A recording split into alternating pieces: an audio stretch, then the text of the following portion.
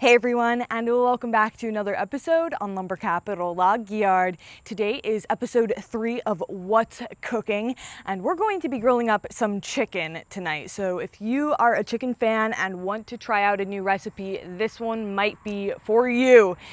We, of course, are going to be cooking it over our live fire grill, but you could do this over a stove if you don't have one of these things. So let's heat it up, because unlike a stove, it does take some time and patience to get it warmed up and to the right temperature. So let's start her up and we'll get to cooking. To get this fire at least started, we're going to be using some of our homemade fire starter and just some nice dry scrap wood. Like, we have plenty of that around here. And this is nothing special. We just need to get it going, and then we'll add the good smoke wood that's going to give it all the flavor. Even though we're going to be cooking it in a pan, you're still going to be getting plenty of that smoke surrounding it. So gotta just build that classic teepee.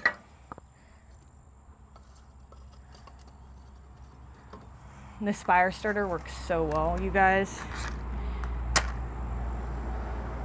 It's actually crazy. This is like something you need in a survival pack. Keep it around for a damp day.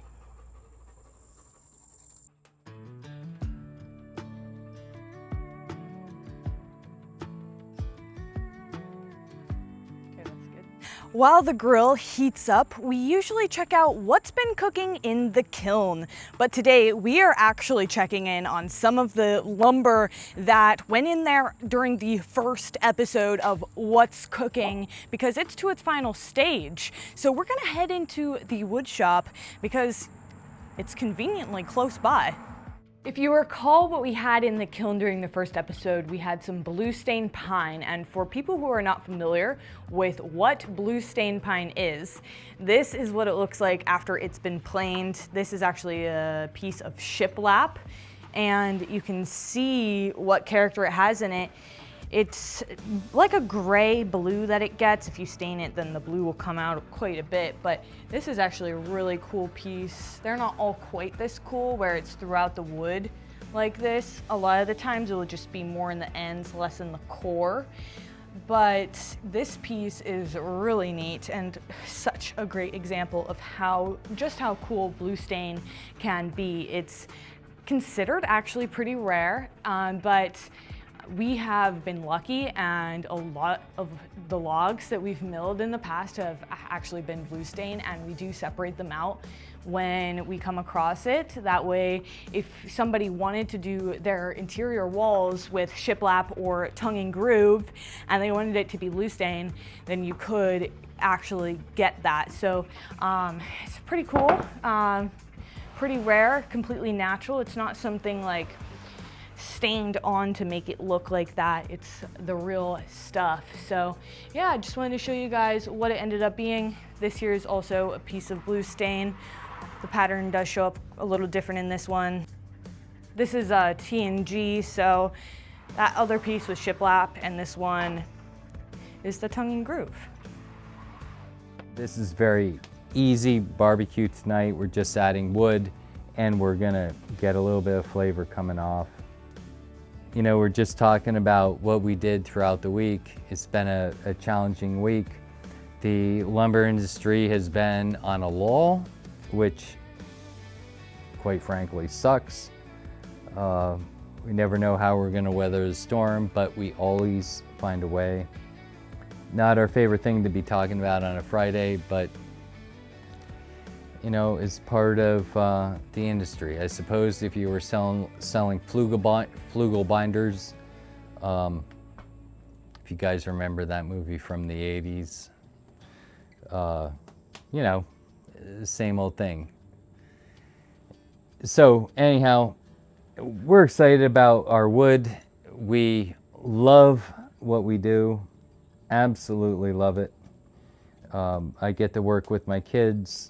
It's a big bonus, maybe a huge bonus, and we are gonna have, you know, another great Friday night. Another great dinner. The girls cut a ton of railroad ties. Every week they get better.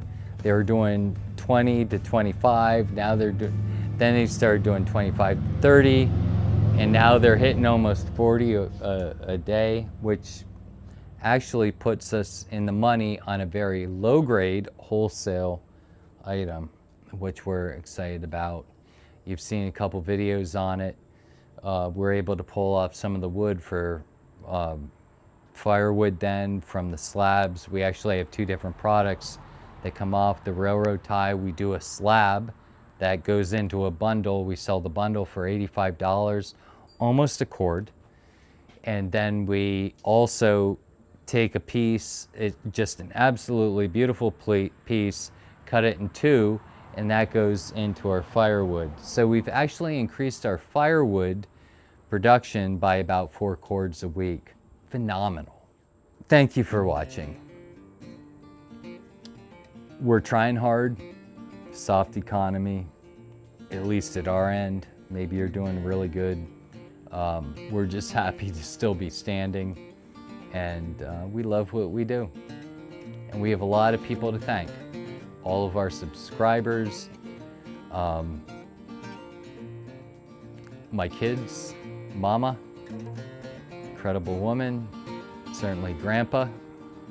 He's over behind me. He has his grill going.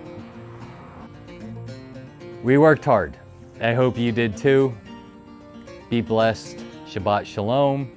I don't know the words in the other religions, but have a great weekend. We're going to heat up this pan by adding some olive oil and butter. And once the butter foams, that's when we know it's ready to add the chicken. It's time to add the chicken in now. And these are just 3 chicken breasts cut up a little bit smaller and thinner so they'll cook more evenly, and then covered in flour. We're not gonna try and cook all of these at once because we wanna make sure that they all have a nice spot and that they're not being overly crowded.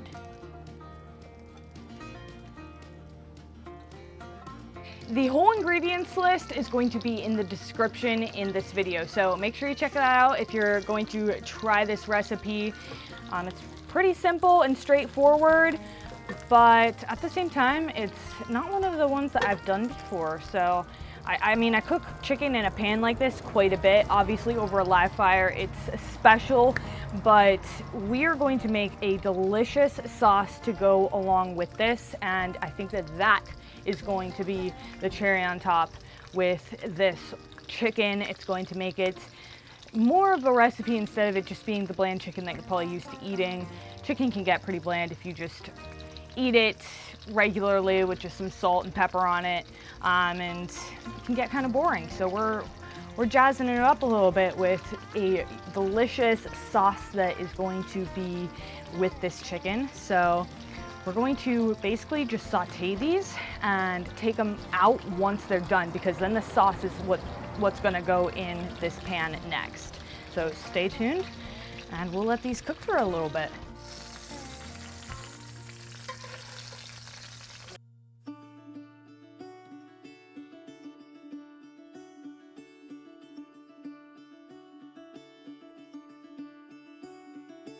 So right now we have the broth, the cream, and the garlic added. We're going to add some seasonings, some chilies and oregano, and also sun-dried tomatoes. That's exactly what this recipe needs.